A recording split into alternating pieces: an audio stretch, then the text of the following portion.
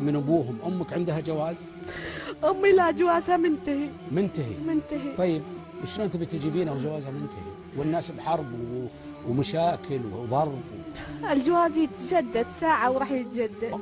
امك تمشي ولا تمشي على رجليها ولا معاقه؟ تمشي شوي معاقه يعني، بس يعني ايش تقف على رجلها اليمنى شوي. توقف على رجلها. ايه. والعيال اخر لما كنت تكلمين قبل الشهرين كانوا يردون عليك؟ كانوا كل 10 ايام يطلعون على الشبكه شوي، اسمع صوتهم وتنقطع. تشوفين صورهم بالواتساب ولا كيف؟ لا ما اشوف صورهم. شلون بالشبكه؟ وش الشبكه؟ الشبكه يروح على خط تركي، شبكه تركيه. ايه يعني صوت بس؟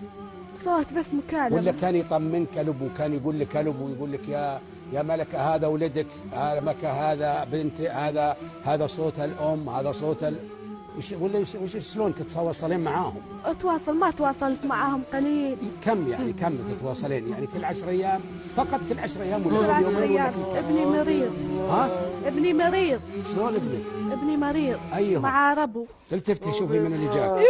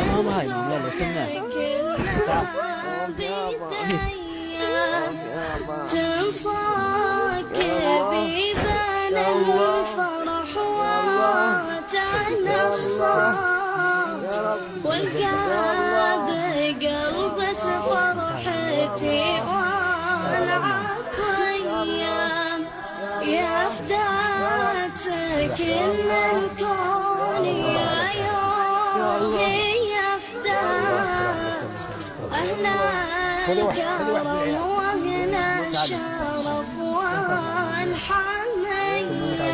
ما متعودة اسعدي له الكون بالخير يجزات. انت تعرفين من اللي جاب لك عيالك؟ اكيد انت، الله يطول لا عمرك. ما هو انا اللي جاب لك عيالك الامير محمد بن نايف. الله يطول الامير محمد بن نايف عمرك. كلمته انا شخصيا، قال لي يوم اطلع على قصه تتكلف كل الناس بالداخليه يشتغلوا 24 ساعه على مدى يومين. الله يجزاكم خير. وهو الرجال اللي مسؤول بلم شملكم اليوم، سمو الامير محمد بن نايف ولي العهد وزير الداخليه. والله كل رجال الداخليه اشتغلوا على مدى 48 ساعه. ما قصروا والله. قالوا هذه الحرمه